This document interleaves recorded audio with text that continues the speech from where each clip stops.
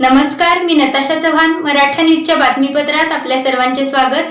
ताज्या बातम्यांसाठी मराठा न्यूजला सबस्क्राईब करा आणि बेल आयकॉन प्रेस करा. काय दिलं जात आहे की आम्ही मुंबई बंद पाडू, आम्ही रिक्षा चालवणार नाही आणि मग मुंबई बंद होईल. मला असं वाटतं हे जे धमकी देणारे भैये आहेत यांना मराठी माणसांनी धडा शिकवायची ही योग्य वेळ आहे. ह्यांना हे दाखवून द्यायला लागेल की तुम्ही म्हणजे मुंबई नाही, तुम्ही म्हणजे महाराष्ट्र नाही. इथे राहणारा मराठी माणूस म्हणजेच मुंबई आणि इथे राहणारा मराठी माणूस म्हणजेच महाराष्ट्र. आणि महाराष्ट्र आणि मुंबई यांना वेठीस कोणीही बाहेरचा भैया धरू शकत नाही.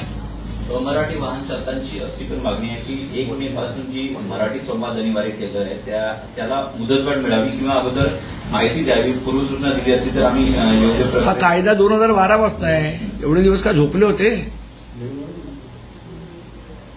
एवढे दिवस माझं मुळात म्हणणं आहे की जे अधिकारी, जर हा कायदा आहे की तुम्हाला स्थानिक भाषा आली पाहिजे, मराठी भाषा आली पाहिजे, ती येत नसताना सुद्धा यांना परमिट आणि लायसन्स दिली कुठे, त्या अधिकाऱ्यांवर कारवाई करा पहिले.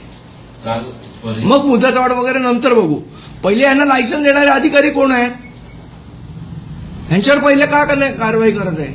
त्या कायद्यामध्ये पण असं अनिवार्य आहे की स्थानिक भाषा येणं गरजेचं आहे किंवा अनिवार्य असा क्लॉज आहे त्याच्यामध्ये. तेच मी म्हणतोय ना.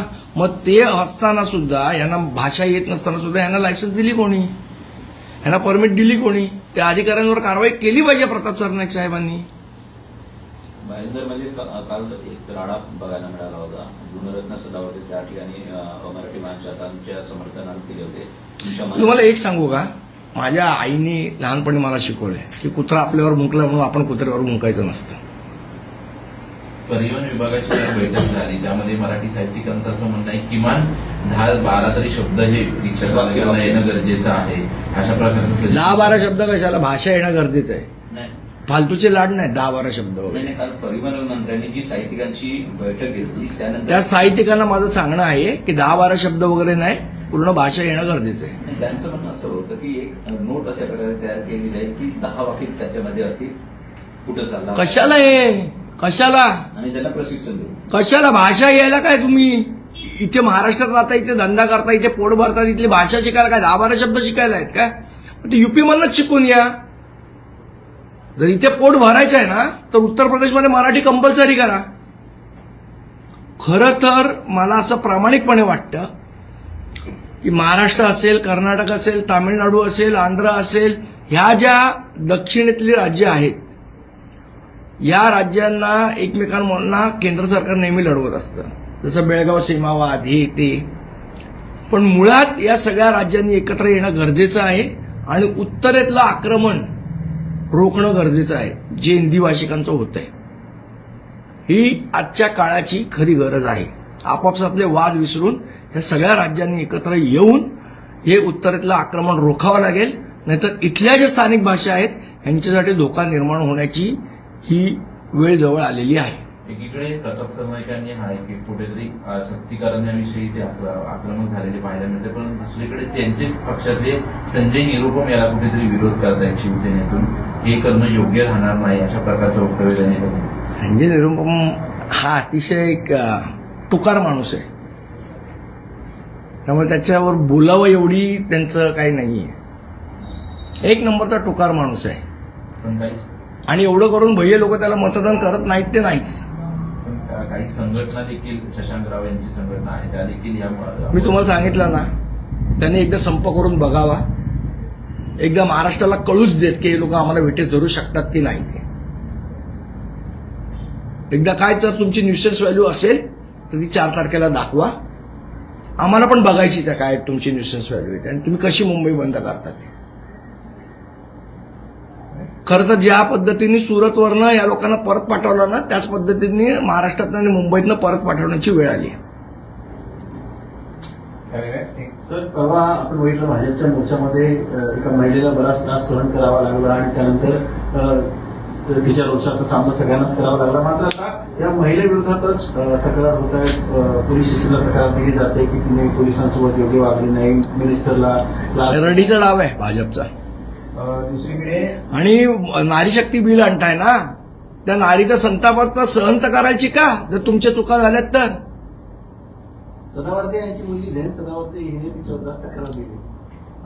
मी काय सांगितलं मगाशी तेच.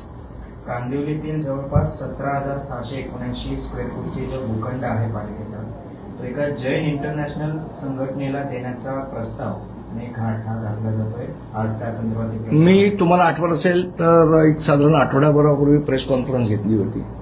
त्यावेळेलाही मी सांगितलेलं की महानगरपालिकेचे भूखंडाचं श्रीखंड लाटण्याचा प्रयत्न सगळे बाहेरचे लोक येऊन करतायत.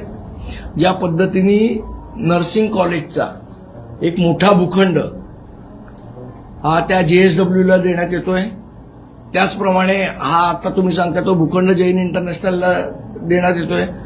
महापालिकेचे भूखंड लुटून खाण्याचं काम लोक करतायत आणि सो कॉल्ड सत्तेमध्ये बसलेले पारेकरी जे आधी होते आणि आता मालक झालेत ते लोक स्वतःच्या हाताने महानगरपालिकेचा खजिना लुटवत आहेत. ज्या संस्थेला विल्सन जिमखाना दिला होता त्याच संस्थेला हा भूखंड हे सगळ्या लोडाची पिल्लं आहेत, त्या मंगलप्रभात लोडाची त्यांची पिल्लं आहेत ती, आणि म्हणून त्यांना देतात. मंगलप्रभात लोढा एक नंबरचा हा कट्टर मराठी द्वेष्टा माणूस आहे.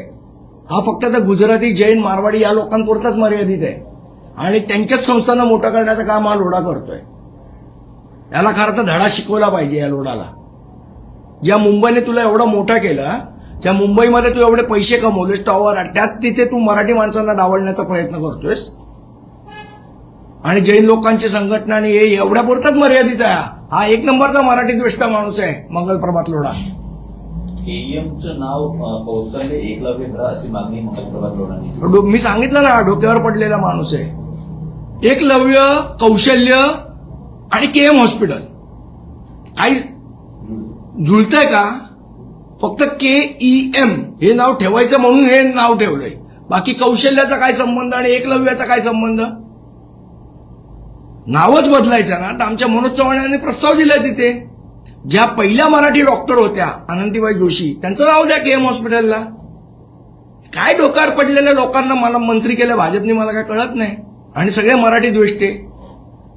सर, नाशिकप्रमाणे मुंबईत देखील कॉर्पोरेट जिहादचं प्रकरण समोर येत आहे.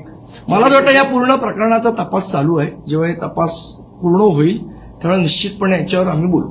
अटक देखील केलेली आहे त्या मुलाला आणि त्याचं असं म्हणणं समोर येत आहे की आजकाल हिंदू मुली या मुस्लिम मुला. बघा, हा प्रकरणाचा तपास चालू आहे, त्याच्यावर बोल. पण मुळात जे आहे, आज जी परिस्थिती मुंबईमध्ये आहे, ज्या प्रकारे मुंबईला ड्रग्सचा विळखा पडलेला आहे. काल मला असं वाटतं स्वतः आयुक्त साहेब म्हणाले की कोणाला स्पेअर करणार नाही, पण स्पेअर करण्याचं काम चालू आहे. कदाचित देवेंद्र भारती साहेबांना हे माहीत नसेल, अजूनपर्यंत आयोजकाला चौकशीलाही तुम्ही बोलवलं नाही आणि आयुक्त साहेब सांगतात की आम्ही वरपासून खालपर्यंत सगळ्यांना करणार. मग चौकशीला का नाही बोलवत आहे आयोजकांना? त्यांचे कुठे धागे दोरे आहेत, त्यांचे फोन चेक होत नाहीत, काहीच नाही. ते कोणाशी संपर्कामध्ये होते, त्यावेळेला काय होतं हे चेक नको करायला? चौकशी केल्याशिवाय कुठल्या कन्क्लुजनवर जाणार पोलीस? तामिळनाडू आणि पश्चिम बंगालमध्ये रेकॉर्ड ब्रेक मतदान झालं स्वातंत्र्यानंतर. कसं बघताय? मला असं वाटतं SIRचा परिणाम आहे त्याच्यात. ताज्या बातम्यांसाठी मराठा न्यूजला सबस्क्राईब करा आणि बेल आयकॉन प्रेस करा. नमस्कार, मी नताशा चव्हाण. मराठा न्यूजच्या बातमीपत्रात आपल्या सर्वांचे स्वागत.